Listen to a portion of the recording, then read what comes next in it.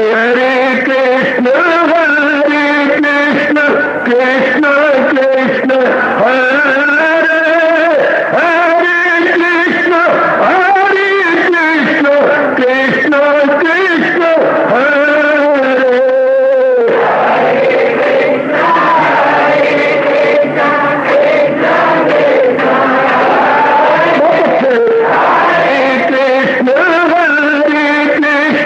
कृष्ण कृष्ण हरे हरे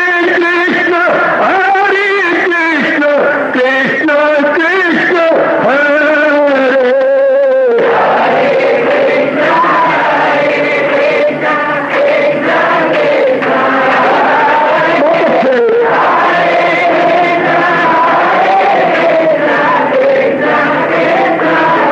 जय हो हरे कृष्ण कृष्ण कृष्ण हरे हरे कृष्ण कृष्ण कृष्ण हरे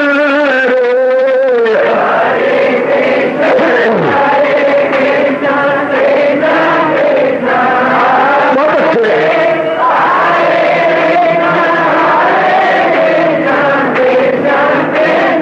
जय हो हरे कृष्ण कृष्ण कृष्ण हरे हरे कृष्ण कृष्ण कृष्ण हरे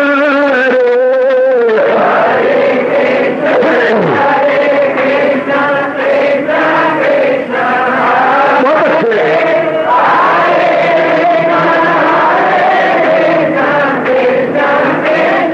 जय हो हरे कृष्ण कृष्ण कृष्ण हरे हरे कृष्ण कृष्ण कृष्ण हरे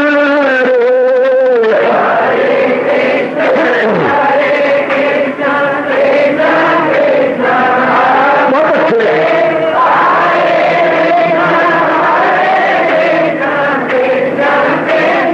हरे कृष्ण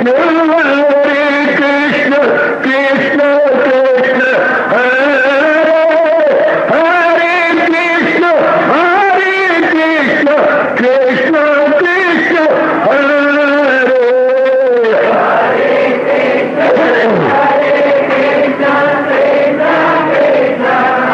बहुत अच्छे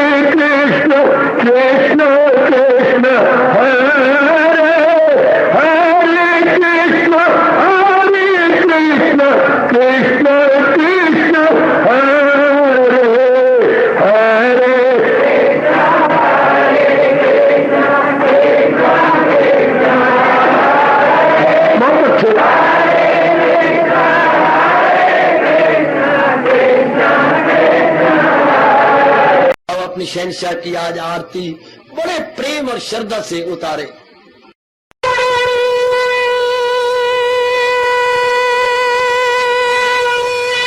ओम जय जगदीश जय हरे स्वामी जय दीनानाथ हरे भगत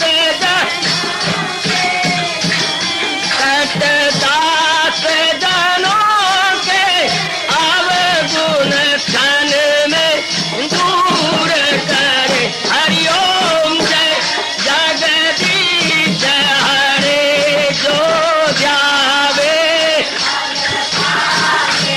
दुख विनिचे मन का दाता दुख विनिचे मन का सुख तू मची गई आवे सुख तू कष्ट मिटे तन का। हरिओम जय जगदीश हरे तुम मेरे शरण पड़ूं मैं किसकी स्वामी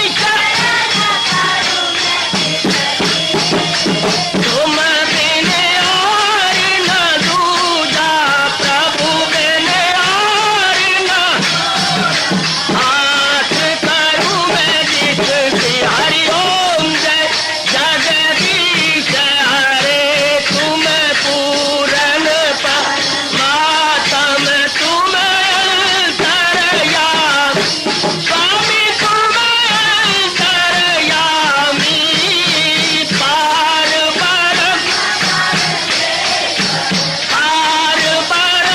परमेश्वर तुम सबके स्वामी। हरिओम जय जगदीश हरे तुम करुणा के तुम पालना करता सब तुम्हारा करता मैं रखिया ज्ञानी मैं सेवक प्रभु कृपा करो भरता। हरिओम जय जगदीश हरे तुम हो एक अगोचर सबके प्राणपति स्वामी सबके प्राणपति किस विधि मिलूं दयालु किस विधि मिलूं कृपालो तुमको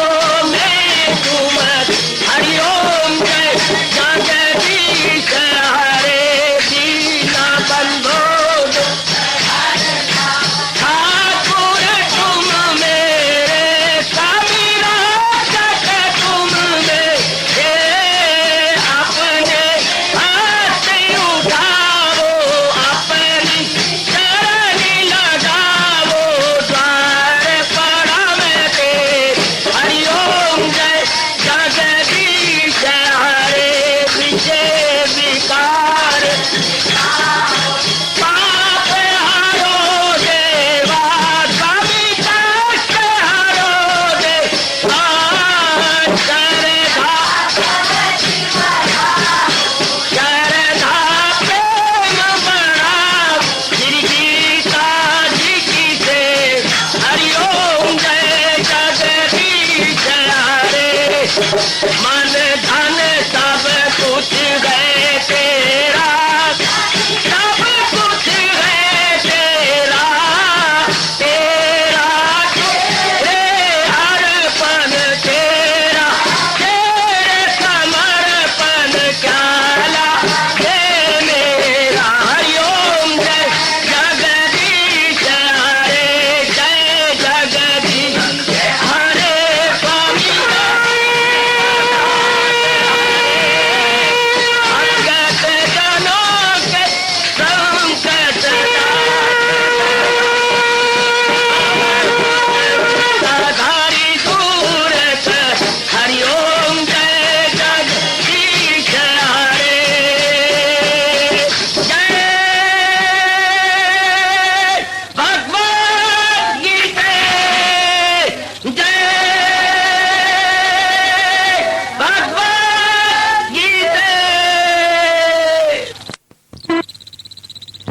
भवन्तु सुखिनः सर्वे सन्तु निरामयाः सर्वे भद्राणि पश्यन्तु मा कश्चित् दुर्भाग्यं भवेत्। हरि ओम शांति शांति शांति। ओम प्रभु इसलिए भगवान कृष्ण की गुरु भगवान कृष्ण महाराज की। हाँ जी, आओ मेरे साथ शामिल, दोनों हाथ जोड़ते हुए। देखो बच्चे, दोनों हाथ जोड़कर भगवान जी के श्री चरणों को जरा निहारिए। ओम नमो भगवते वासुदेव प्रभु। ओम नमो भगवते वासुदेव प्रभु। ओम नमो भगवते वासुदेवाय।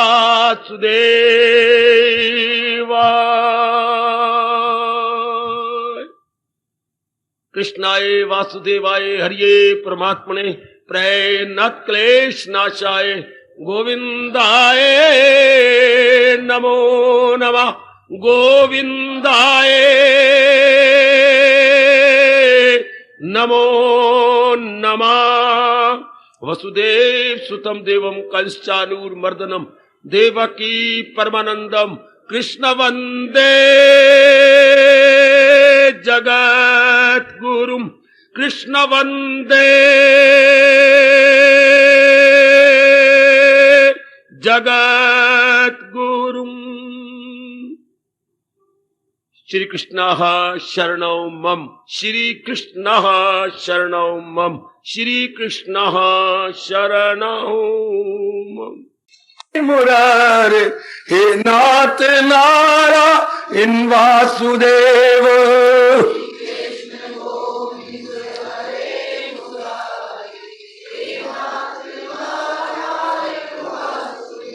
आओ मिलके बोलेंगे नाथ नारायण वासुदेव।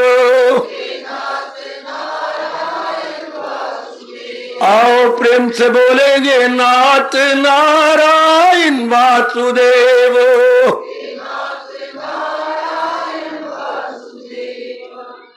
आओ भाग्यशाली कल्याणकामनी मेरी देवियों, बड़भागी गीता अनुयायी मेरे सज्जनों, धार्मिक भाइयों,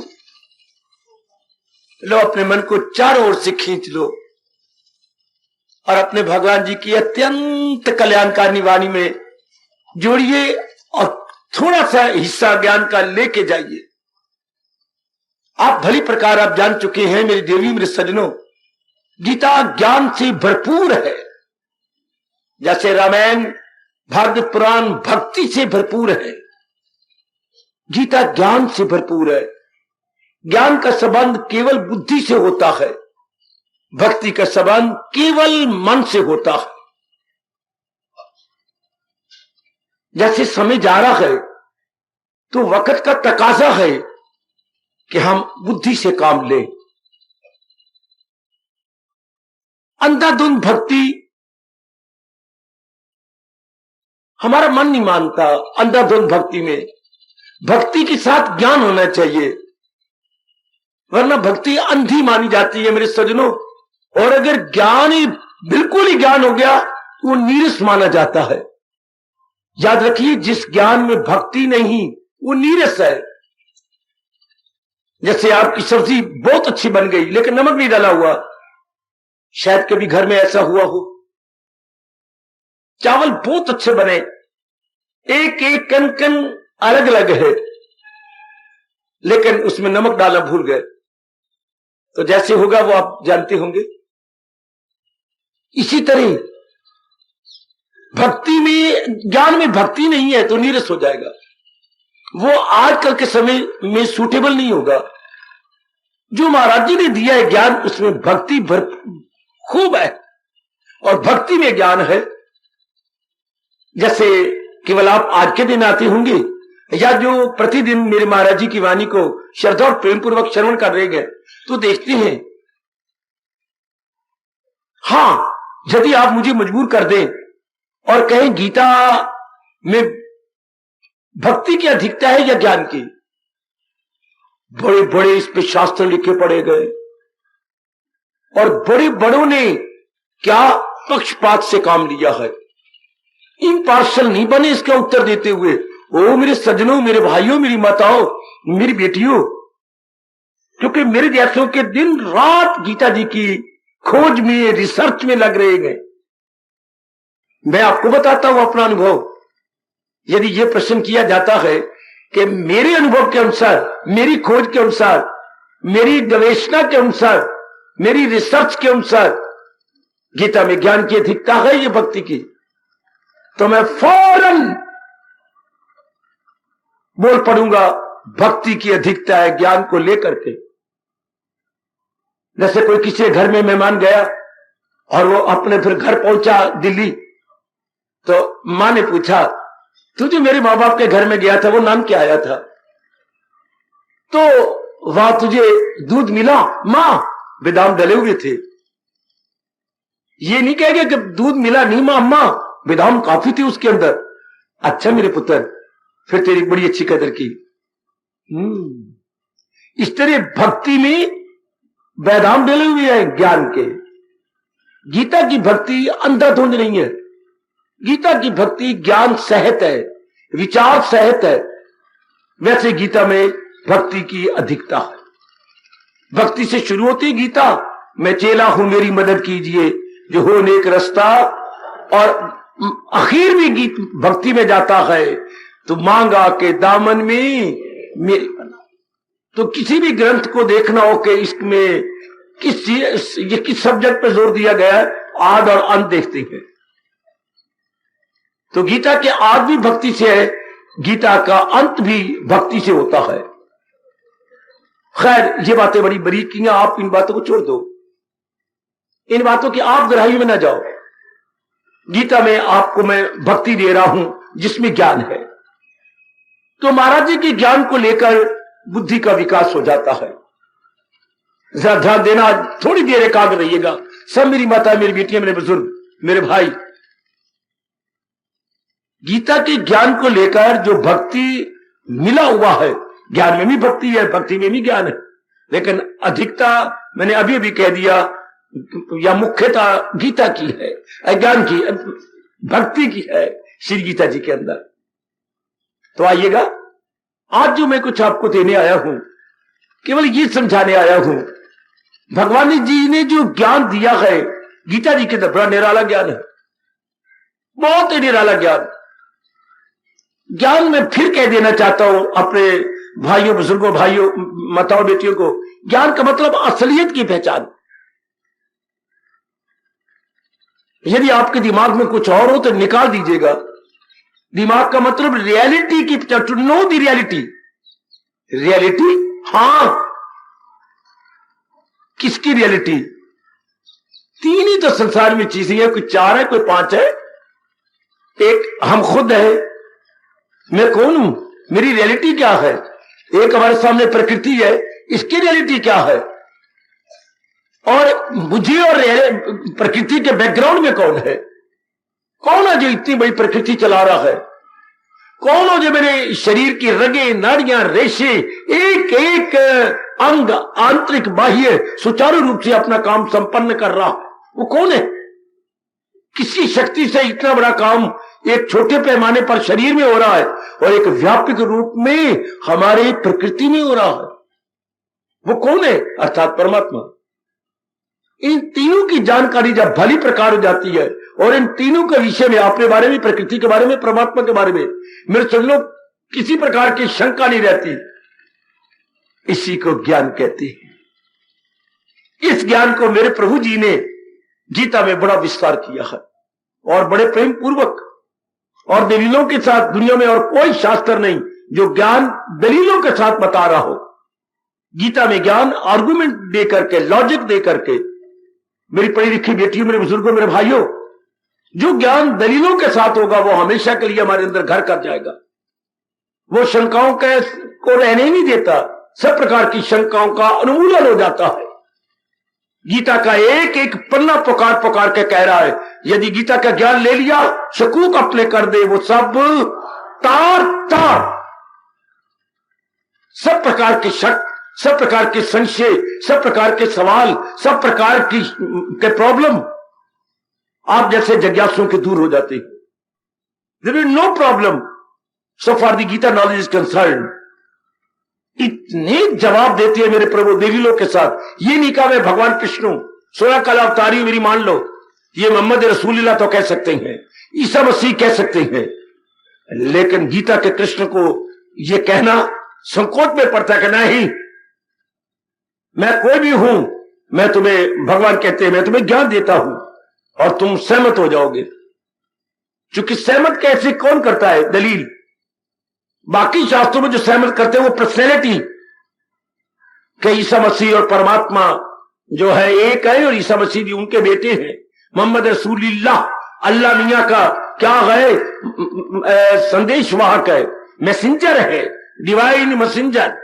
इसलिए जो भी वो कह रहे हैं that must be taken for granted. ऐसा यहां नहीं है।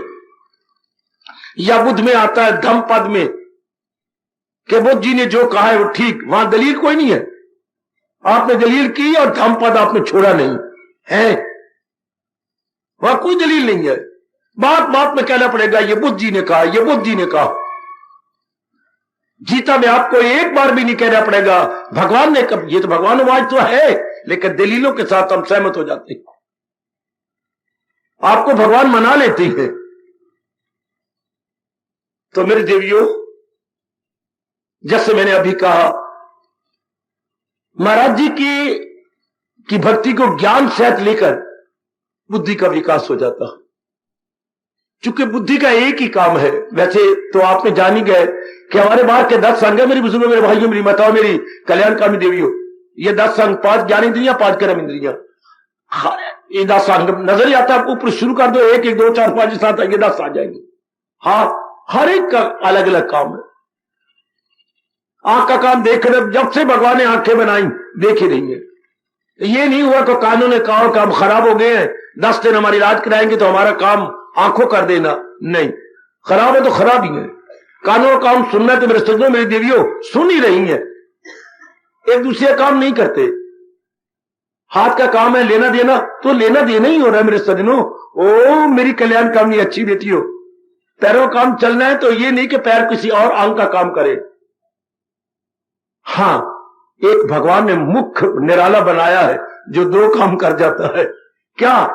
बोलता भी है जी और खाता भी है। स्वाद भी आपको बताएगा। अब मैं बोल रहा हूं तो ये कर्म इंद्री कहलाएगी। जब आप भोजन करते हैं बड़ा अच्छा है, खट्टा मीठा चरचरा जीविया सब रस ले। तो जब ये रस ले तो तब आप वाणी नहीं बोलेंगे इसे। मैं बोल रहा हूं तो वाणी से काम ले रहा हूं।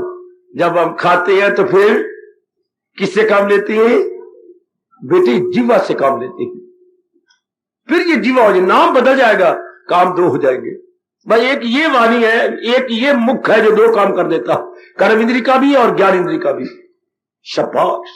बाकी सारे अपना अपना अंग काम करते। अंदर अंदर चले जाइए। बुद्धि अंदर 4 अंग है, बुद्धि मन चेतन का। तो बुद्धि एक ही काम कर रही है, निर्णय करना। आगे मन आता है, एक ही विचार करता है। जैसे बुद्धि ने निर्णय किया, वैसी मन का काम क्या है? विचार करना। वैसी क्या बनाना? योजनाएं बनाना। प्लानिंग एंड स्कीम सेंटर मन है। मेरे मालिक ने मुझे कभी प्रेरणा दी, मैं आपको फिर विस्तारपूर्ण बताएगा मन कितनी शानदार प्लानिंग बनाता है बुद्धि के निर्णय के अनुसार। बुद्धि ने निर्णय कर लिया, वो निर्णय कैसे एग्जीक्यूट किया जाए, उस निर्णय को कैसे सामाजिक रूप में, क्रियात्मक रूप में संपन्न करे, तो ये मन का काम है। इसलिए मन प्लानिंग सेंटर है, योजना केंद्र। ओ मेरी देवियों, योजना केंद्र। कोई बड़ा आदमी सुप्रीडेंट ने कोई ऑर्डर दिया तो नीचे वर्क मैनेजर और उसका स्टाफ होता है, और वो उसकी योजना बनाता है कि सुप्रीडेंट के काम को कैसे हमने संपन्न करना, या अंग्रेजी बोलते हैं एग्जीक्यूट, इसको कैसे सिरे चढ़ाना है। तो योजना है वो बनाएंगे निचला स्टाफ। ऊपर स्टाफ ने तो ऑर्डर दे दिया। तो ये मन का काम है। मन योजना बना के 10 बार क्लरिकल स्टाफ है। वो कितना शानदार ऑफिस है। ओ मेरे सजनों, ये रब ने कितना सुंदर ऑफिस बनाया है। बुद्धि सुप्रीडेंट है, आज्ञा देती है। मन उस आगे के अनुसार स्कीम्स एंड प्लान्स बनाता है, प्लानिंग सेंटर, और उनको करवाता है 10 अंगों से। बुद्धि, फिर देखिए सुप्रीडेंट, मन वर्क मैनेजर, और बाहर के जो अंग है ये हमारे हैं क्लरिकल स्टाफ। क्लरिकल स्टाफ, इनसे, इन सारे अंगों से कौन काम कराता है? मन। बोलने में देखते हैं, आंखें देखती हैं नहीं, आंखों में बैठ के मन देखता है।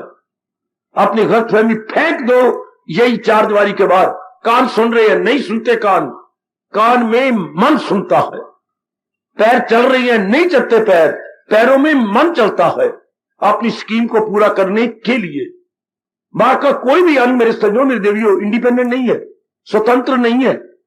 मन ही इनसे काम लेता है गीता जी के अनुसार, और हम देखते भी हैं जब मन आपका एब्सेंट होता है सारा शरीर निकम्मा हो जाता है। अभी आप बैठी, मैं लाउड स्पीकर की आवाज से बड़ा ऊंचा बोल रहा हूं। हाँ, जरा सा आपका मन कहीं चला, जैसे अंग्रेजी बोलते हैं एब्सेंट माइंडेड या अन्य मनस्क, हाँ तो नहीं सुनाई देगा इतनी ऊंची आवाज में से। क्यों? मेरे आपका जवाब, मैं कुछ और सोच रहा था। ये फौरन आपका जवाब आता, क्षमा चाहता हूं मैं एब्सेंट माइंडेड हो गया था। क्या मतलब? मेरा चित्त कहीं था तो मेरा बुत कहीं था। ये हो गया बुत, अंदर वाला चित्त। अगर चित्त और बुत दोनों ना मिले कोई भी काम सिरे नहीं चढ़ता। इन दोनों को मिलाना पड़ता है। वैसे तो मन प्रधान है और मन कार्य लेता है 10 के अंग, इन्हीं 10 अंगों से, तो बड़ा सुंदर ऑफिस है। इन सारों में मुख्य कौन है? बुद्धि, सुप्रीडेंट। एकाग्र रहना, मैं तीसरी बार फिर कह रहा हूं, एकाग्र रहना मेरी बेटियों। हम तो अपना कल्याण करना चाहते हैं, हम केवल खाने पीने और बच्चे पैदा करके मरना नहीं चाहते। ये जितने भी मेरे भगवान जी आपको दिव्य प्रेरणा देकर इतनी दूरी पर लाते हैं, हम सब कल्याणकामी, क्रांतिकारी जीव है, इनकलाबी जीव है। नहीं, हमारे अंदर हलचल मचती है कि नहीं, खाना पीना बच्चे बना के मर जाना, ये काम तो जानवरों का है, जानवर भी यही कर रहे हैं। अगर हमने भी किया तो क्या फर्क रहा एक इंसान में और हैवान में? ऐसी हमारी रोशन जमीर, ऐसी आपका शुद्ध पवित्र अंतःकरण क्या आपको प्रिक करता है, आपके अंदर हलचल मचा देता है? नहीं, हम वो काम करें जो जानवर नहीं कर सकते या और कोई योनि वाला नहीं कर सकता, दरिंदे परिंदे चिंदे नहीं कर सकते। तो इंसान भक्ति कर सकता है, इंसान अपनी बुद्धि का विकास कर सकता है, बुद्धि से बहुत कुछ कर सकता है। बुद्धि से ही तो कितनी इजादें हुई पड़ी हैं, आप देख रहे हैं, बड़ी बड़ी इजादें, छोटी से लेकर बड़ी तक क्या क्या नहीं हो गया। और अभी कितना कुछ होता चला जा रहा है। कोई नाक थोड़ा कर रहा है या कोई हमारी गालें कर रही है बाहर। ये इतना बड़ी जो है साइंटिस्ट, ये किससे काम ले रही है? बुद्धि से। और नवी नवी इजादें कहां से हो रही है? बुद्धि से। बुद्धि में बड़ी ताकत है, बड़ी पावर है मेरे बच्चे। इसका प्रयोग बहुत ही अशुद्ध किया जा रहा है, इम्प्रॉपर इस्तेमाल किया जा रहा है इसका। अगर प्रॉपर इस्तेमाल है तो वो गीता जी का। सुनो मेरे सज्जनों, सुनो, उचित प्रयोग क्या होता है जिससे, सुनिए जरा, मैं बता दूं आपको हिंदू धर्म और भगवान जी का उचित प्रयोग कैसे, what is the proper utilization. Proper utilization किसे कहती है? शायद ना बता पाओगे बेटे, नहीं बता पाओगे। उचित प्रयोग किसे कहती है? जिससे, सुनिए, अधिकतम समय के लिए अधिकतम जीवों का अधिकतम लाभ हो। Greatest good of the greatest number, greatest good of the greatest number for the greatest time. अब कहते कमाल कर गया, उसने अपने शरीर का पूरा पूरा इस्तेमाल किया। अधिकतम लाभ, अधिकतम समय के लिए, अधिकतम जीवों को, अधिकतम लाभ, maximum benefit for the maximum time, for the maximum number. तब आपका धर्म कहता है इसने अधिकतम लाभ उठाया अपने शरीर का, अपनी बुद्धि का, अपने मन का, अपने धन का, अपने परिवार का, अपनी नौकरी का। ये या जब भी भगवान जी ने हमें और आपको रखा हो तो हम लोग प्रयोग तो करेंगे ना, पर ज्यादा प्रयोग इसका किया जाता है जिसमें जिस चीज का विकास हो गया, जिसको भगवान जी ने जो चीज बाकियों की अपेक्षा ज्यादा दी है मेरे सज्जनों, ओ मेरी कल्याणकामी देवियों, उसी का तो हम प्रयोग करेंगे। अब हम लोग जो सब कल्याणकामी हैं, हमारे में अधिक क्या है? बुद्धि। और बुद्धि में भी कई गुण होते हैं। आज मैं केवल एक गुण की बात करता हूं जो इसमें सबसे ज्यादा होता है, विवेक। आज जो हमारी चर्चा है विवेक के ऊपर, जरा विचार कीजिएगा। वैसे बुद्धि में कई गुण हैं, पर हम लोग चूंकि धार्मिक है, कल्याणकामी है, कल्याण करके रहना चाहते हैं और कल्याण करके इस जहान से सदा के लिए कूच करना चाहते हैं, तो बुद्धि का जो एक जरूरी गुण है विवेक, हमारी बड़ी मदद करता है, बड़ी मदद करता है। जैसे घर के अंदर आप क्या हैं? 3 भाई हैं, 3 बहनें हैं, माता जी हैं। तो घर में जरूरी सदस्य कौन है? पिताजी, हेड ऑफ द फैमिली। हम घर के गार्डियन, घर के अभिभावक कौन है? पिताजी है। पिताजी के कारण से सारे गृहस्थी में चहल पहल है। बिल्कुल ठीक है। इस तरह हमारी बुद्धि में क्या है? मुख्यता किसकी है? विवेक की। ध्यान देना मेरे सज्जनों, महाराज जी ने बहुत आला उपदेश दिया है। भगवान करे वो गीता जी में ना रह जाए, वो हमारे अंतःकरण में बैठ जाए। मेरे जैसे जो प्राणी भगवान द्वारा भेजे जाते हैं इसलिए कि पन्नों में, वर्कों में, स्याही में महाराज जी का ज्ञान ना रह जाए, बल्कि वो भागे वहां से निकले और आपकी बुद्धि में आ जाए, आपके अंतःकरण में आ जाए। जैसे पिताजी का लाखों रुपया बैंक में रह जाएगा, नहीं, दैनिक जीवन में आना चाहिए। मकान सुंदर बनना चाहिए, 3 मंजिला मकान बनना चाहिए। ये क्या 4 कमरों के अंदर रह रही हो आप, 8 जीव 4 कमरों के अंदर, और कोई मेहमान आ जाए तो क्या फिर आपको एक दूसरे के पास जाना पड़ता? भाइयों के पास दूसरा भाई जाएगा, बहन के पास बड़ी बहन जाएगी, मेहमान आ गए हैं। अगर आप पिताजी का लाखों रुपया काम किसका आएगा जब तक प्रयोग में ना आए? रुपया का काम मतलब क्या होता है? रोटी, कपड़ा और मकान। रोटी, कपड़ा और मकान, ये खुले मिले हुए हो, धन का यही अर्थ है। इस तरह अब भगवान जी जो हमें ज्ञान दे रही है, इसका अर्थ क्या होता है? बुद्धि विकास कर जाए। उधर रोटी, कपड़ा और मकान विकास कर गए, इधर क्या जो भगवान जिसको आप लेने आते हैं, आप अपना कल्याण चाहते हैं ना, तो भगवान जी अपना ज्ञान दे रहे हैं। ज्ञान से क्या होगा? बुद्धि का विकास हो जाएगा, बुद्धि विकसित हो जाएगी। बच्चे है जी, बुद्धि विकसित हो जाएगी, बुद्धि की डेवलपमेंट हो जाएगी। अच्छा, एक्सटेंड नहीं शब्द लगाइए बच्चे, एक्सटेंड नहीं, डेवलपमेंट। बुद्धि की डेवलपमेंट हो जाती है। एक्सटेंशन कुछ और होती है, उस किसी के साथ कोई चीज मिला देना, बढ़ा देना, उसको एक्सटेंशन बोलते हैं। ये तो एक्सपेंड नहीं करना, डेवलप करना है, डेवलपमेंट, विकास करना है।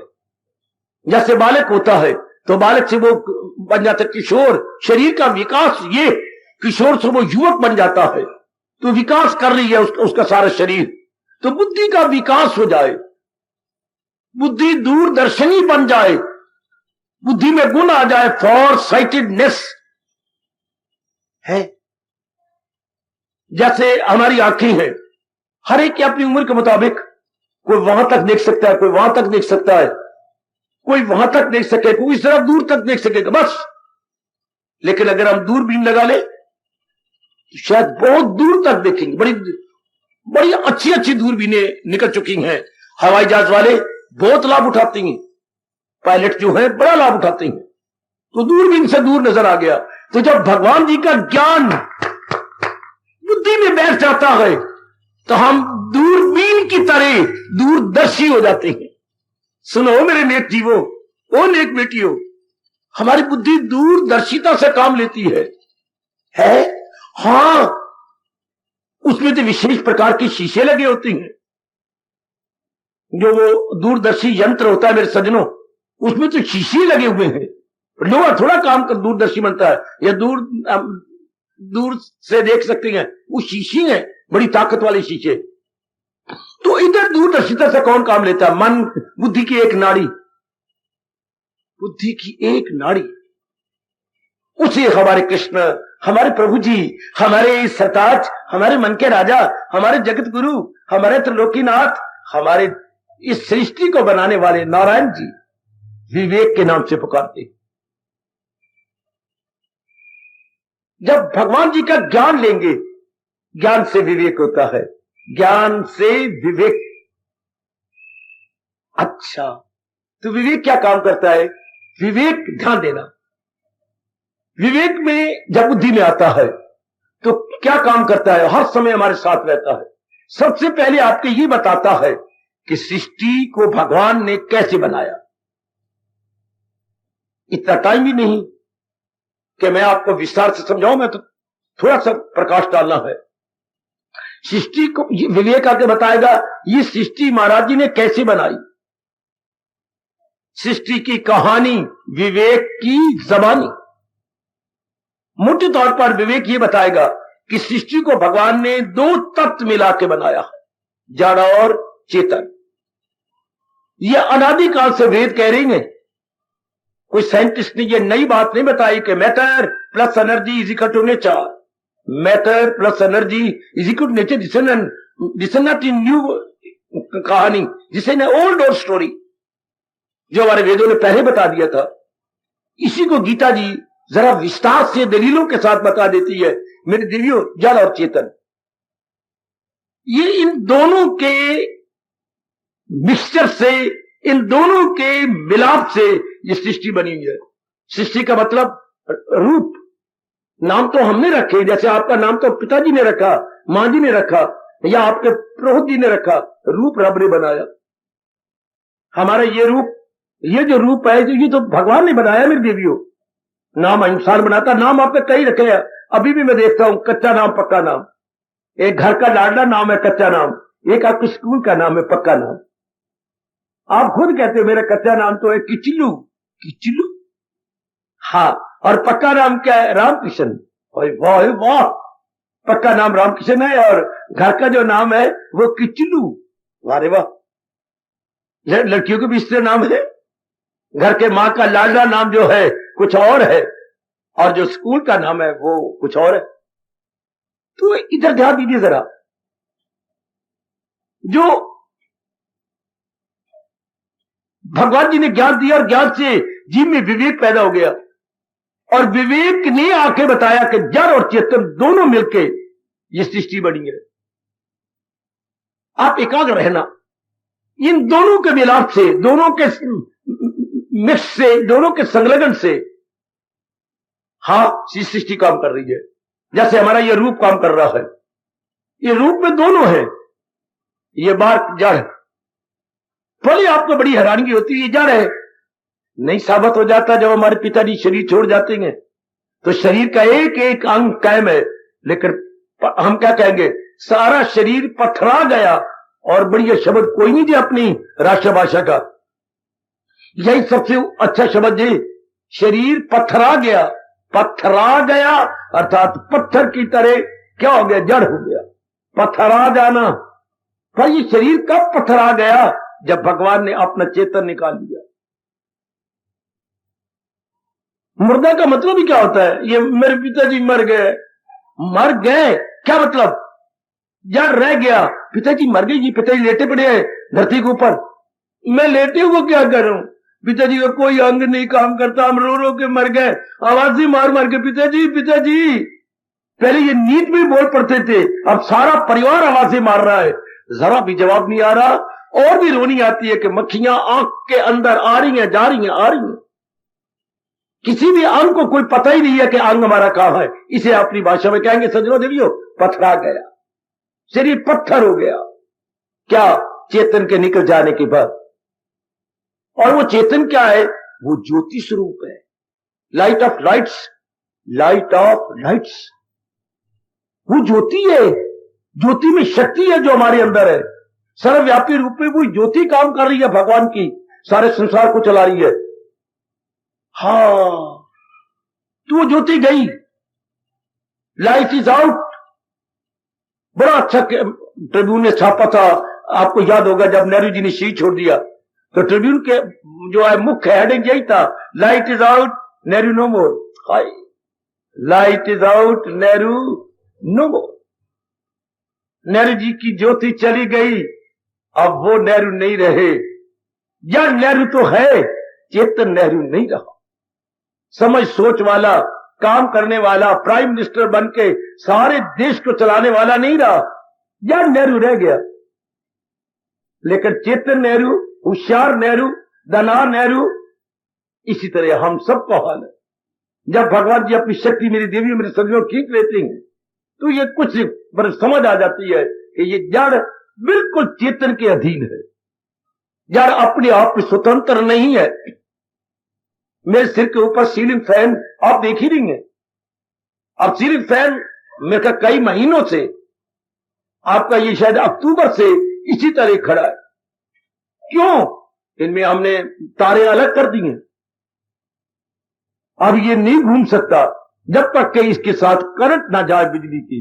तो इस करंट को हम करंट नहीं कहते, वो दैवी करंट है जिसे हम आत्मा कहते हैं, द डिवाइन पावर।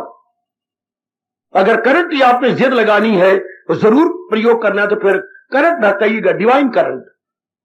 वाह, ये एक ऑर्डिनरी करंट है, ये डिवाइन करंट है, दैवी शक्ति। वो होता है प्राकृतिक शक्ति जो हमारे संसार में काम करती है।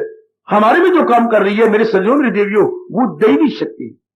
That very power concerns to almighty, so it must be called divine power.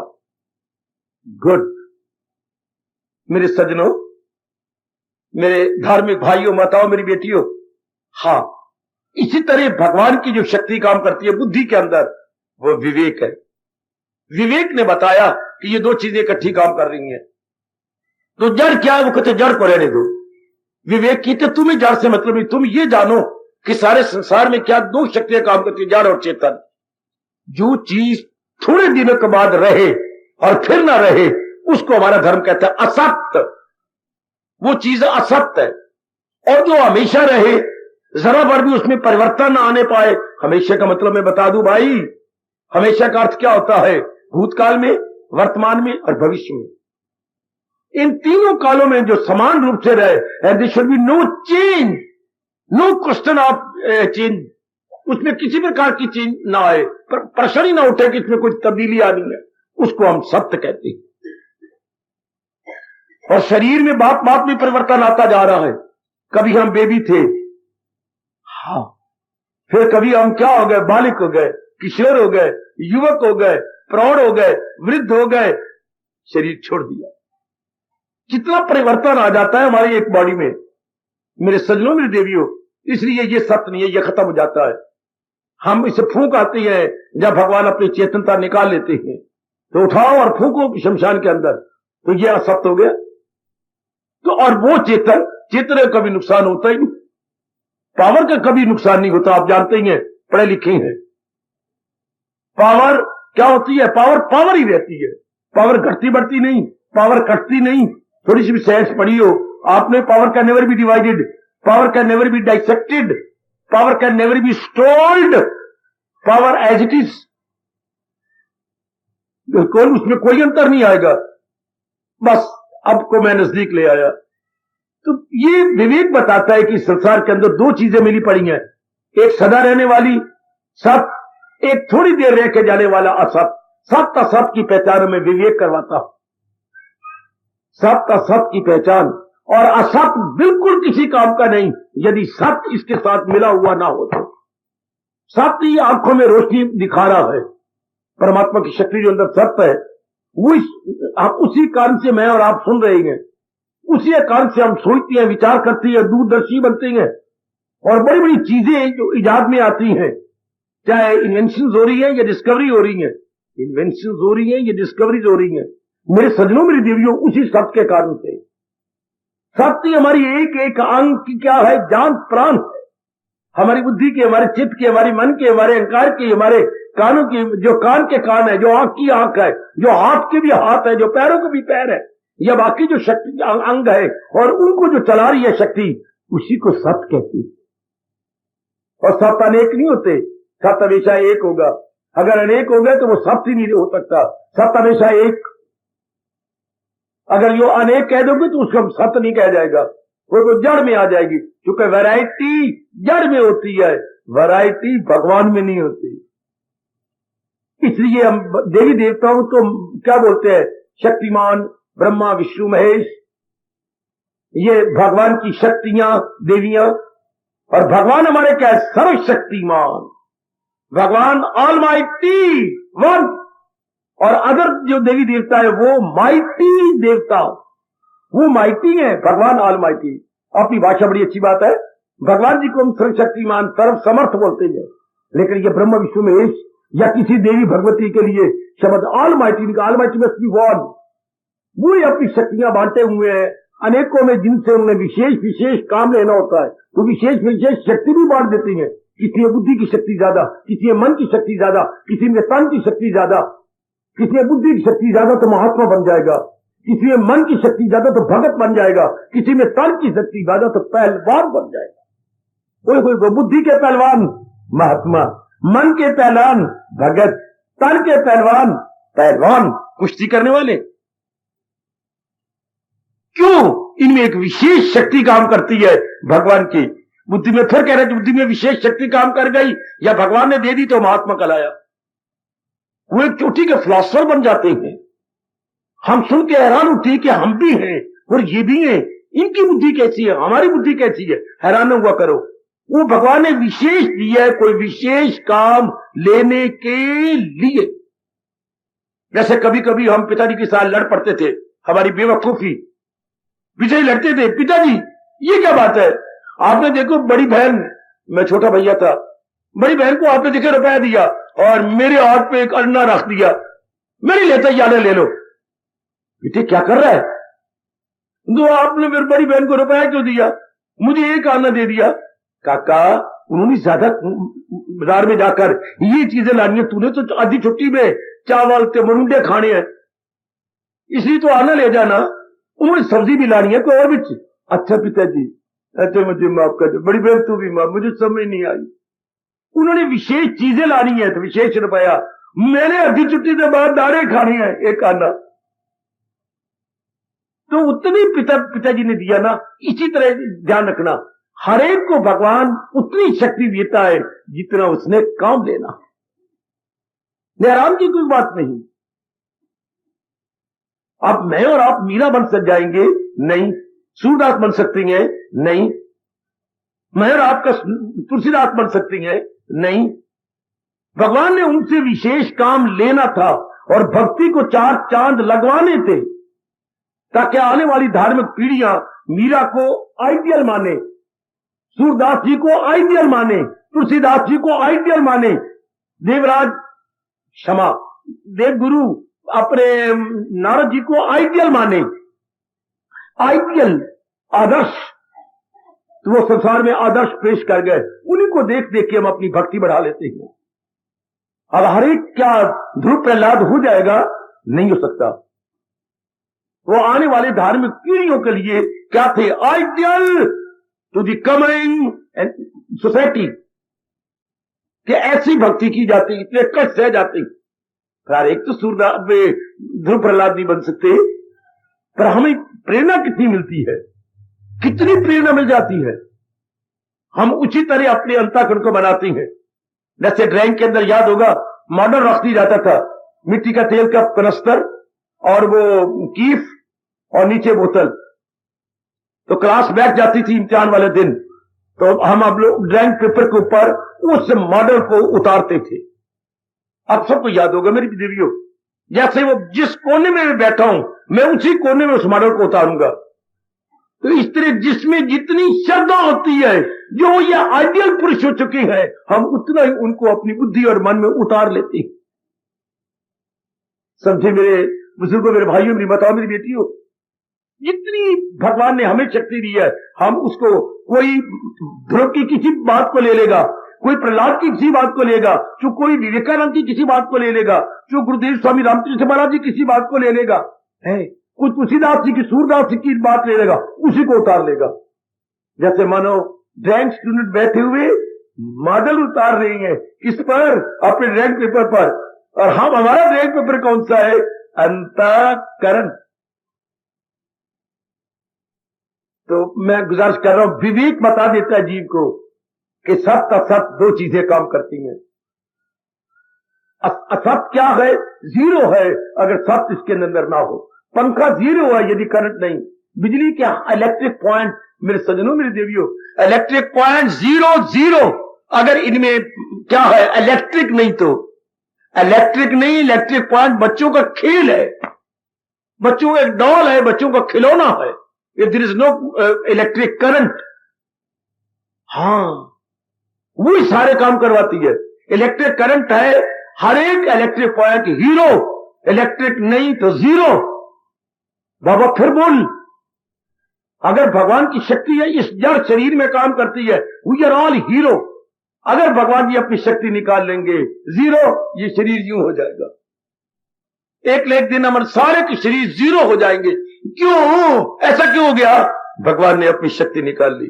तो गीता का विवेक बताता है कि ये सत्य तब, ये असत शरीर तब तक कदर करवाएगा जब तक सत्य इसके अंदर है।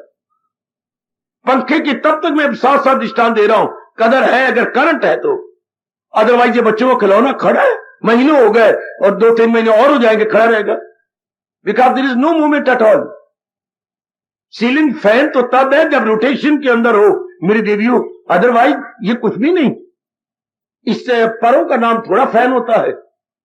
ये फंक्शन भी तो साथ हो, घूम रहा और हवा दे रहा हो, तब हम कहेंगे सीलिंग फैन। अदरवाइज तो एक ड्रैंग है, एक विशेष प्रकार की क्या है, इक्विपमेंट है, उपकरण है। अपनी शब्द बहुत अच्छा है, उपकरण। एक उपकरण बन के सीलिंग के साथ चिपका हुआ है, इंटैक्ट है या संलग्न है। इस तरह हमारा शरीर केवल भगवान की शक्ति से चल रहा है। यह असत्य है। असत्य चीज क्या होती है? थोड़े दिन रहती है। थोड़े दिन बाबा क्या मतलब? थोड़े दिन, जितने दिन ये अपने अरमान पूरे कर ले। हमने अरमान पूरे करने के लिए भगवान से शरीर मांगा है। जैसे टैक्सी स्टेशन पे जाकर आप टैक्सी लेती हैं, क्यों भाई टैक्सी वाले, मैं हूं जी इस कार का, जो किराए पर मिली मेरी बच्चियों से आप जानती हैं, टैक्सी बोलती हैं। जो अपने घर की हो तो वो तो अपनी प्राइवेट कार है, उसे कार कहेंगे। भाई यही फर्क है, घर की हो तो वो कार, और किराए पर मिल जाए तो वही कार। दोनों एक जैसी हैं, शक्ल में दोनों ही जो एक जैसे खिलाएंगी, लेकिन वो टैक्सी है, वो तो किराए पर मिलती है। तो क्या भाई आपके टैक्सी के मालिक है? हाँ, मुझे सारे दिन के लिए टैक्सी चाहिए। अब क्या टाइम है? 8 बजे है जी, शाम के 8 बजे तक मुझे टैक्सी चाहिए। और मुझे कई काम कर, कभी छावनी जाना होगा, कभी राजपुर जाना होगा, हाँ जी, कभी इधर जाना, कोई बात नहीं। ये हमारी अंदर लग रही है, आला लगा हुआ है।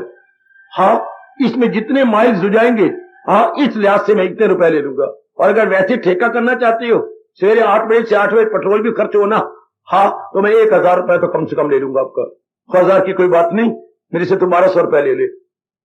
और जो मैंने आए काम करने हैं मुझे करवा, जरूर। तो टैक्सी मिल गई क्या? इतने घंटे काम के लिए।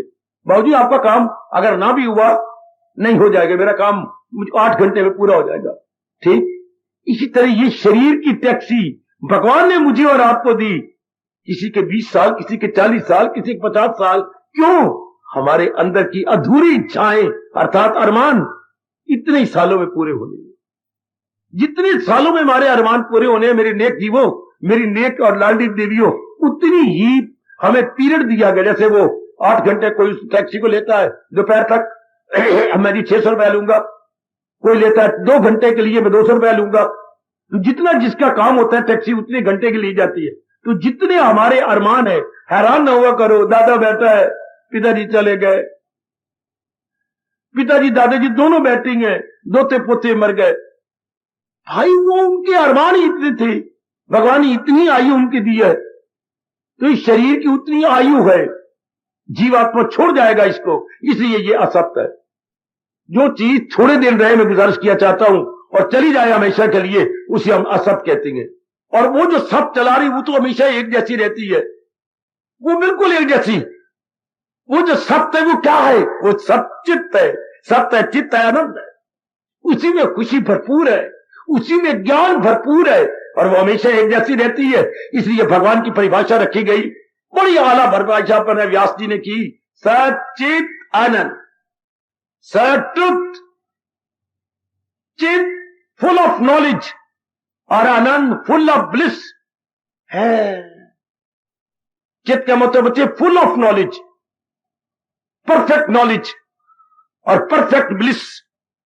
यह हैप्पीनेस, यह आनंद जो आनंद से भरपूर है, भगवान की सत्ता।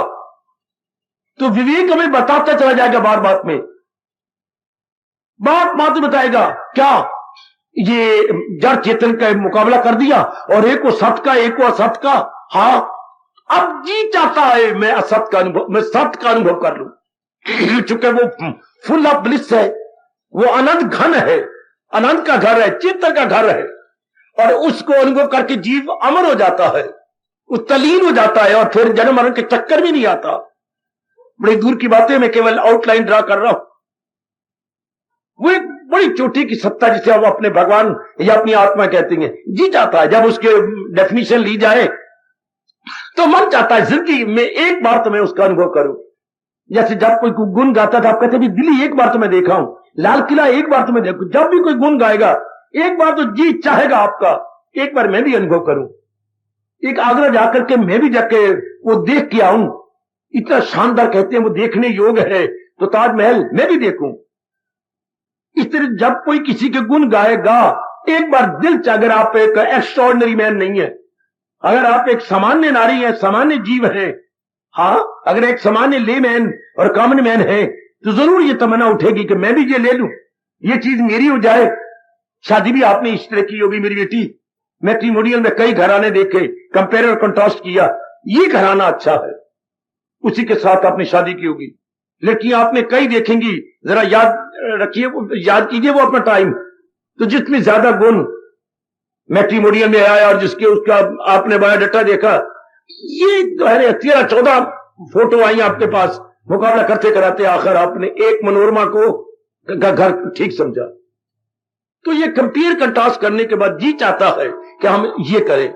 इस तरह हम लोग जो कल्याणकामी जीव हैं, मेरी जैसों से जब भगवान और जहान के बारे में विस्तार पूर्वक सुनेंगे, जड़ और चेतन के बारे में सुनेंगे, जी चाहेगा कि जिंदगी में एक बार उस चेतन को देख के जो सदा रहता है, उस चेतन को देखें जो ज्ञान से भरपूर है, उस चेतन का अनुभव करें जो जिसका आनंद ही आनंद है, और जीव के मन में फिर कोई तमन्ना, कोई इच्छा नहीं रहती। लेट मी सी, घेर रखा है, जी कर रहे हो, उसके पिताजी डीसी है अंबाला के, तो लेकर आपका वो क्लास फेलो है, तो आपने घेर लिया। देख भाई मनोरी, हाँ, हमारे अच्छे भाग के तुम हमारे क्लास फेलो हो, जबकि आपके पिताजी इस समय डीसी का काम कर रहे हैं, डिप्टी कमिश्नर है अंबाला के। तो अगर हमें अपने साथ ले चल और आप हमारी तरफ से रिप्रेजेंटेटिव या हमारे प्रतिनिधि बनिए, और अपने पिताजी को, आप तो आपके तो पिता होंगे, हमारे लिए तो डीसी है, जाके हमारे प्रतिनिधि बन के ये कह दो कि स्टूडेंट को ये बहुत कष्ट होता है और वो बस चला देंगे आने जाने में, तो उनके दाएं हाथ की बात है, बात बन जाएगी और हमें कितना सुख हो जाएगा। जरूर, चलो हम पार्टी बना के चलते हैं, इस वक्त तो ड्यूटी दे रही है, बैठे हुए ऑफिस में, चले गए, चिट गए अंदर, बेटा आया है क्लास के साथ, ये क्या बात बन गई, बुलाओ उनको फौरन। कितना अंदर काम चल रहा था, लेकिन बेटा तो बेटा ही है ना, क्यों ना प्रेफरेंस देंगे डीसी साहब, किसको, एक सिटी मेंबर के नाते से नहीं, अपने बेटे के नाते से। बुला लिया गया, क्लास सारी गई, क्या बात हो गई, क्या बात, सुख तो है? नहीं, सुख होता तो हम आपको कष्ट न देते पिताजी। क्यों, क्या बात? इन मेरे सारे क्लास फेलो को ये बड़ा पर कष्ट है, कॉलेज इतना दूर बनाया गया है, ये कैसे अटेंड कर सकती हैं इतने दूर कॉलेज, इनके लिए बसें चलाई जाए। जरूर, स्टूडेंट्स को कह लेंगे तुम प्रिंसिपल द्वारा मेरे पास एक दरखास्त भेज दो, जब दरखास्त मेरे हाथ में आ जाएगी तीसरे दिन या दूसरे दिन बस स्टार्ट हो जाएगी।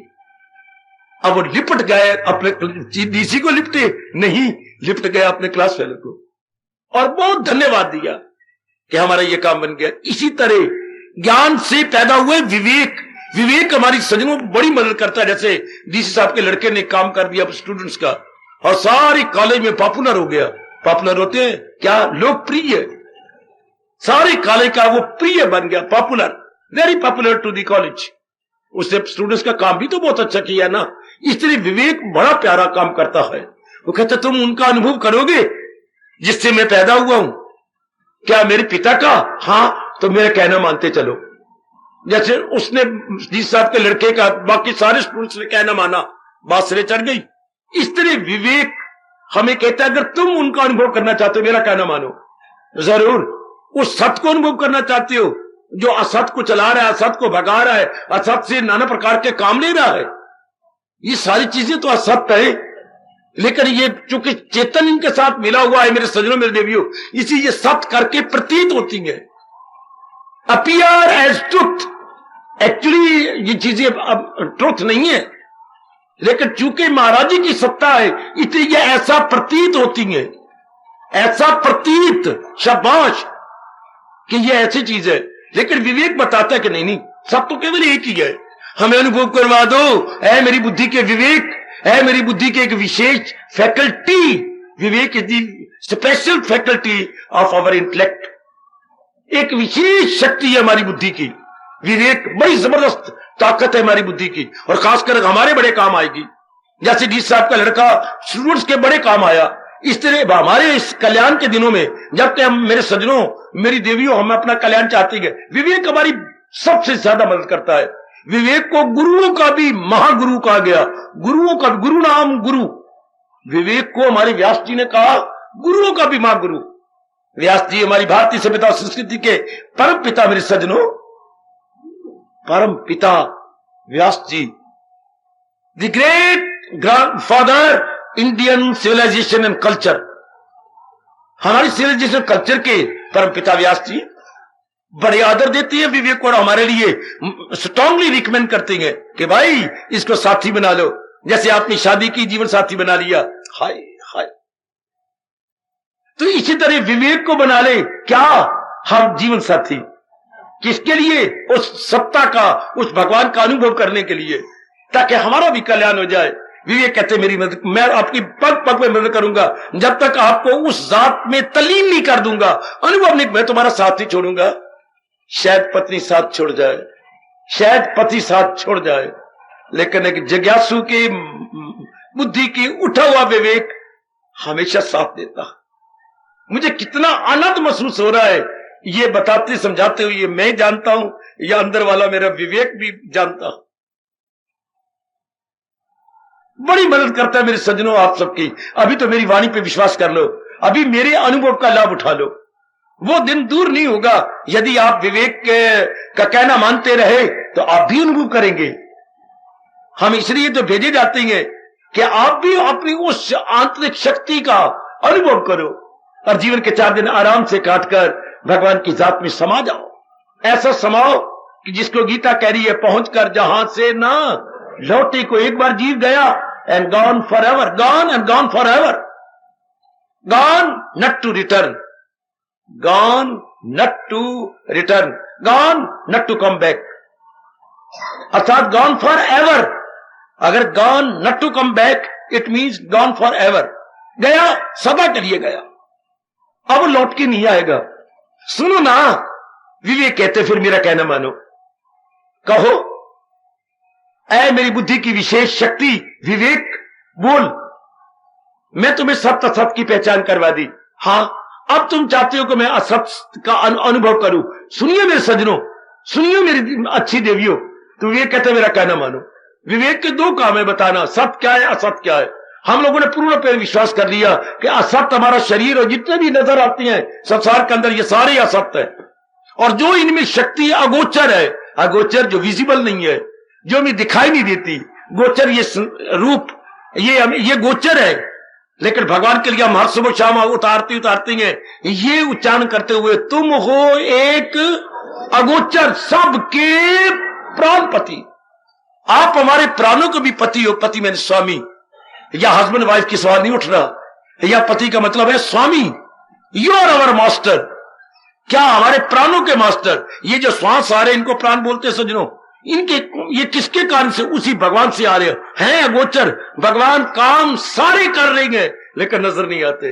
बुद्धि चला रहे हैं, मन चला रहे हैं, तन चला रहे हैं, एक एक अंग चला रहे हैं, अंदर खून बना रहे हैं, खून का दौरा अंदर चला रही है। यहां तक गीता जी में कहती है, दरूं और बरूं दम में आता हूं मैं।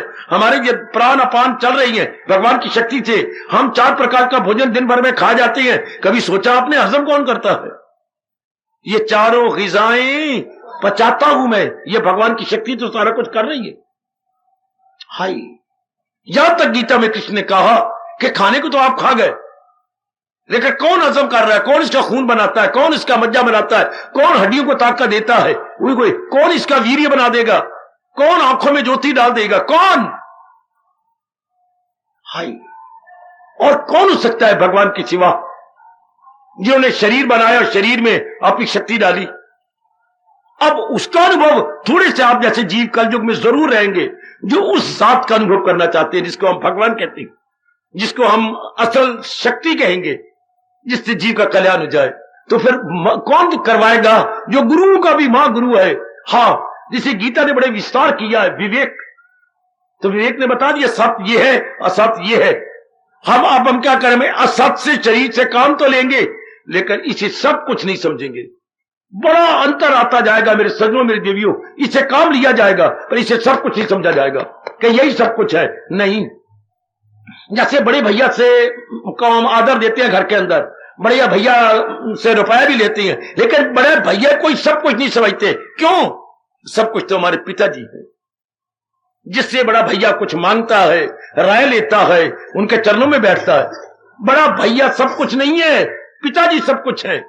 बिल्कुल इस तरह शरीर सब कुछ नहीं है, इस शरीर के चलाने वाली शक्ति ही all in all, not the body is all in all. सजनों, मेरी भाइयों, मेरे देवियों, वो परमात्मा की शक्ति ऑल इन ऑल है। लो, हमारी बुद्धि, हमारे मन पूर्ण रूपेण झुकने लगे भगवान की ओर। तन में रहते हुए भी हमने प्रेफरेंस भगवान को दी। अब आपके जब प्रेफरेंस या आप मेरा कहने मेरा प्राथमिकता भगवान को देने लगे, लो लीजिए, बात आपके बन गई। अब विवेक ने कहा, लो मैं आपकी मदद करूं। असत्य से विवेक छुड़ाता जाता है और सत्य की ओर हमें लगाता जाता। ध्यान देने वाले सज्जनों, दिन ब दिन आप भी देख लो, सत्य भगवान की ओर दिन ब दिन झुकते जा रहे हो विवेक के कारण से, असत्य से हटते जा रहे हो। रूपों से आपका मन कम होता जा रहा है। अगर ये ना होता, कभी भी आप भगवान की वाणी के लिए इतनी दूर ना आते, कभी आप भगवान का भजन सिमरन ना करते। आप भजन करते हो, सिमरन करते हो, जाप करते हो, कौन करवा रहा है? विवेक करवा रहा है। चूंकि आप में उमंग है कि मैंने अपना कल्याण करना है, मैंने महाराज जी को अनुभव करना है, तो अब विवेक का आखिरी कर्तव्य रह जाता है। जब हमारा मन तो झुक गया, बुद्धि भी झुक गई, अब मन विवेक बोलता है, क्या बस एक काम अब रह गया मेरा? हाँ, क्या? मैं आपको पग पग पे ये भी बताता जाऊंगा और मेरा कहना मानना, थोड़े ही दिनों में, थोड़े ही हफ्तों में तो भगवान की जात में समा जाओगे। है मेरे जैसा एक ऑर्डिनरी जीव, मेरे जैसा एक सामान्य और साधारण जीव, सामान्य एवं साधारण जीव अपने भगवान का अनुभव कर लेगा। बताओ मेरे विवेक, बता क्या? मैं तुम्हें अब पग पग पर एक बात बताऊंगा, क्या ध्यान से सुनना मेरे सज्जनों, और आप भी कदर कर रहे हो और भी करना। देखो घड़ियाल बज गया, मेरा टाइम खत्म हो गया मेरे सज्जनों। विवेक क्या कहता है? मेरा कहना मानते जाना। क्या क्या कहना माने विवेक का? विवेक ने पहले तो सत्य सत्य बता दिया, सत्य की ओर हमारी मन बुद्धि झुक गई, असत्य से रूपों से हमारा मन हटने लगा। अब विवेक कहता है, लो अब थोड़ी सी कसर और है। क्या? थोड़ी सी। अब हमने कर्म तो करने हैं। इंसान योनि कर्म किए बिना नहीं रह सकती। कर्म मेरी देवियों, मेरे सज्जनों को करेंगे, जरूर करेंगे। हम कर्म किए बिना हम नहीं रह सकते, क्योंकि मेरी और आपकी कर्म प्रधान योनि है। हम जरूर कर्म करेंगे, बिल्कुल। बस अब विवेक ने हमारे कर्म में मदद कर देंगे। और परमात्मा करे हम सब के सब जो भगवान जी की वाणी के अनुयायी हैं, वाणी के प्यारे गए, गीता की बड़ी कदर करने वाले। तो कदर का मतलब विवेक कहता है ऐसी होती है। कदर कैसे की जाती है विवेक बताता है। शायद आप कोई नहीं बता पाओगे कदर कैसे कहते हैं। किसी की इज्जत करना, रिस्पेक्ट करना, आदर देना। क्या होता है आदर देना? अब देखिए क्या होता है आदर देना। विवेक कहता है अब मैं आपकी मदद करता हूं। क्या? कर्म करती बार उचित क्या है, अनुचित क्या है। ध्यान से चार कानों से, मेरे भी दो कान ले लो इस वक्त, चार चार कानों से सुन लो। विवेक ने अब ये बताना है सत्य की ओर झुकाकर। असत्य से दिन ब दिन हमें हटाते जा रहे हैं, हमारा मन उधर से काम होता जा रहा है असत्य यानी रूपों से, और सत्य की ओर झुकता जा रहा है। तो अब चूंकि मैंने अनुभव करना है और फिर सदा के लिए उनकी जात में समा जाना है, तो विवेक कहता है मैं आपको बताऊंगा अब उचित क्या है, अनुचित क्या है, what is proper, what is improper. बेटी वाजिब क्या है, गैर वाजिब क्या है, किसमें बताएगा कर्म करती बात? नहीं, ये कर्म नहीं करना। अब कहना आपने फौरन मानना, फिर मेरे जैसे को लानते मारना, धजियां उड़ा देना अगर आप भगवान की जात में समाना गए तो। हमने आजमाया, आप भी आजमा लो। ये तो खरी बात है, सीधी बात है, आप भी आजमा लो। कैसे तलीन हो जाओगे आप अपने अंदर। जरा सिर्फ विवेक का इतना कहना मानना है। अब कर्म में हम उतरा है, हम कर्म क्षेत्र में आ गए। अब वो कहते हैं नहीं बाबू क्या करने लगा है, अंदर से आवाज आएगी सिरगट, नहीं, इससे बुद्धि खराब हो जाती है, फेफड़े खराब हो जाती हैं, सेहत खराब हो जाती है। कहना मानो नहीं पीऊंगा। फिर आप कर्म करने लगे, झूठ बोलने लगे। साहब ने कहा काम कर लिया, सब कर लिया, जबकि आपने आधा काम किया है, आधा पड़ा। विवेक पकड़ लेगा, नहीं, स्पष्ट कहो आज मुझे कुछ बुखार है, ये मैं ठीक नहीं हूं, I am out of salt today, excuse me, मैंने आधा किया है, करना तो मैं नहीं है, कल आके कर दूंगा। अब आपको विवेक झूठ नहीं बोलेंगे, बात मैं बताएगा उचित क्या है, अनुचित क्या है। अब टाइम आप बर्बाद करते थे हाफ टाइम में दोस्तों के बैठकर, नहीं चलो एक आध में जाप करो भगवान का। यदि आप ऐसा करते गए जैसे उचित बताएगा, वो बात बताएगा।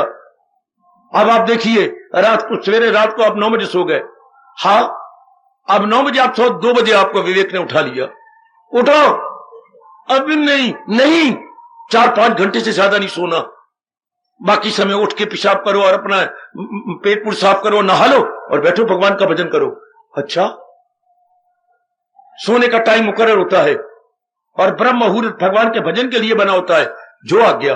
अगर तो आप विवेक के साथ हां में हां मिलाते गए, बड़ी जल्दी अंतःकरण भगवान के योग्य हो जाएगा, अंतःकरण निर्मल हो जाएगा, गंदी आदत छूट जाएंगी, गंदी दोस्त यार छूट जाएंगे, खाना पीना गंदा आपको छूट जाएगा, समय जो जाया होता था छूट जाएगा, ताश कुटना, क्लबों में जाना, गड़बड़ बचाना, ये छूट जाएगा, मेरी बेटी नहीं रहेगा, सिनेमा जाना, ये टीवी के गंदे मंदे नाचो गाना देखना, मेरी बेटी तेरा छूट जाएगा। यदि आप विवेक का कहना माने, थोड़े ही दिनों में अंदर वाला निर्बल हो जाएगा, क्योंकि unwanted all gone and wanted must be preserved. जो तो वांछनीय तत्व है वो हमारे अंदर रह जाएगा, क्योंकि उचित हमने रख लेंगे, अनुचित निकाल देंगे। ये विवेक का आखिरी काम है। अब ये हर एक ने अपनी जगह जो बताया कि ये उचित है, हाँ ये मेरा अपना हो गया, जो अनुचित है मैं निकालूंगा, काम को, क्रोध को, मोह को, लोभ को, ये और जितनी नेगेटिव क्वालिटी, नकारात्मक वृत्ति है मेरे सज्जनों, ओ मेरी कल्याण का देवियों, ये सब बाधा है उस सत्य का अनुभव करने के लिए। हमारे कल्याण के मार्ग में जितनी नेगेटिव क्वालिटी सब बाधा है, इसलिए तो हम मां की गोदी से सुनते आ रहे हैं, बोलते आ रहे हैं, विषय विकार मिटाओ पाप हरो देवा। दाता मेरे ये विषय विकार हटा दो, क्योंकि इससे जीव पापी बनता है, गंदा बनता है, खराब बनता है, लोफर बनता है, उसकी टेंडेंसी आउट गोइंग होकर के अपनी और समाज की तबाही करता है। विवेक आपकी सफाई करता जाएगा। हरिजन बार की सफाई करता है, वो चूम लो विवेक को, विवेक आपके अंतःकरण की सफाई करता, अंतःकरण को निर्मल बना के रख देगा, नहीं भगवान के योग्य बना के रख देगा। मानो तो सही विवेक का कहना, विवेक को आदर दो जो गीता के ज्ञान से पैदा हो जाता।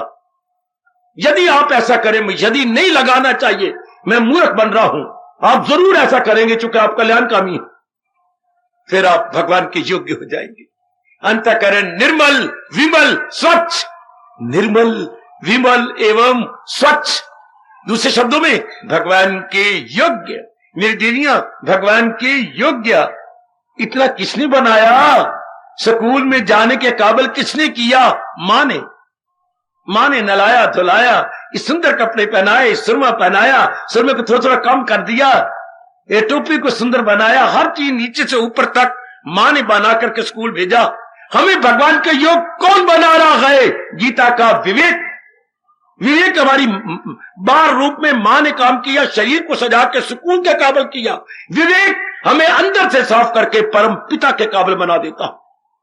न भूलना मेरे सज्जनों, मेरी देवियों, उधर मां जरूर चाहिए बच्चे को स्कूल भेजने के लिए तैयार करे, इधर गीता का ज्ञान चाहिए जो हमें भगवान के योग्य बना दे।